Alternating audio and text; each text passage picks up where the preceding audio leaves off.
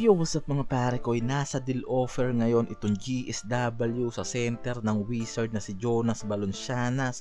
Balak bitawan ng dalawang player nilang si Kyle Anderson at Brandon Podziemski. Sa kabilang dulo naglabas ng sama ng loob itong si KD at hindi nga nito nagustuhan yung bagong format sa NBA All-Star Game. Possible nga kaya na hindi na to maglaro sa parating na NBA All-Star.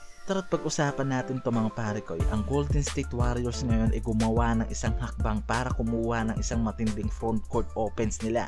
Dahil pagdating sa mga shooting guard wala na nga raw problema itong GSW. Meron silang Curry at Hill, tapos nakuha pa nila sa isang trade itong best guard ng Nets na si Schroeder. Kaya ang tinitignan nga nila ngayong kulang o problema sa kanilang team ay ang pagiging contender sa ilalim na balak nga nilang palakasin ngayon. So pwedeng dito na rin matapos yung small contender era ng GSW dahil itong 6'11" center ng Wizard na si Jonas Valanciunas yung tinitignan ng mga to ngayon, at yan yung mga lumalabas ngayon na report sa inside. Itong si Jonas Valanciunas na nag-average sa Wizard ng 12 points, 9 rebounds per game at tinatarget nga ng GSW sa isang exchange offer sa dalawang player nila na si Podziemski, at posible nga talaga na bitawan nila ito dahil meron na silang Dennis Schroeder na backup player nila sa off-bench. Itong si Kyle Anderson na ginamit nilang small center pero parang hindi nga naging effective yan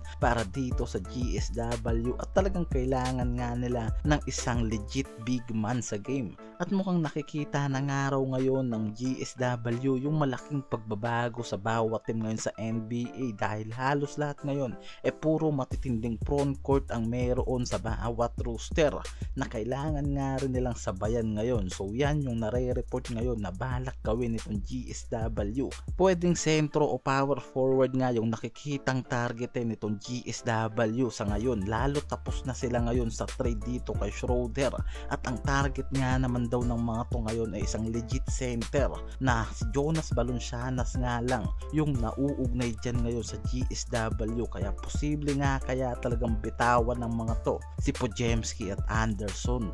Sa kabilang dulo, after nga na i-announce ng NBA ang bagong format sa NBA All-Star Game, sa isang interview dito kay KD sinabi nito na hindi nga nito nagustuhan yung bagong format na to na ginawa ng NBA sa All-Star Game, at sinabi pa nito na very terrible yung All-Star Game ngayon na ginawa ng NBA at hindi siya masaya sa bagay na yan.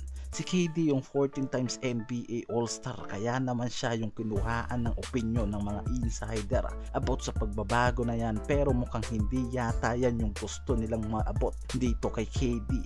At naging totoo nga lang daw itong si KD sa interview na yan. Itong si Shaquille O'Neal, Charles Barkley, Kenny Smith and Candace Parker yung magmamanage sa bagong format na to ng NBA All-Star. At ito yung bagong revamp na format sa NBA All-Star na gagawin nila. Tatlo yung team manager dyan na bubuo ng team nila na kukuha sa 24 All-Star player.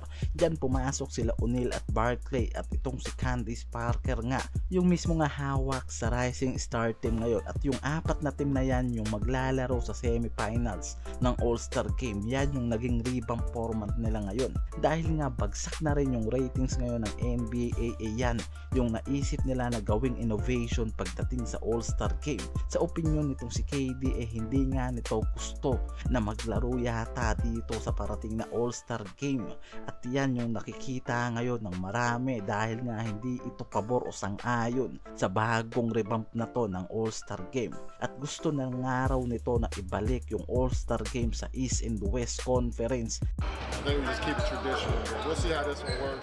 Na traditional na All-Star Game na nangyayari dito sa NBA. Yan yung criticize opinion nitong si KD sa revamp ngayon ng NBA All-Star.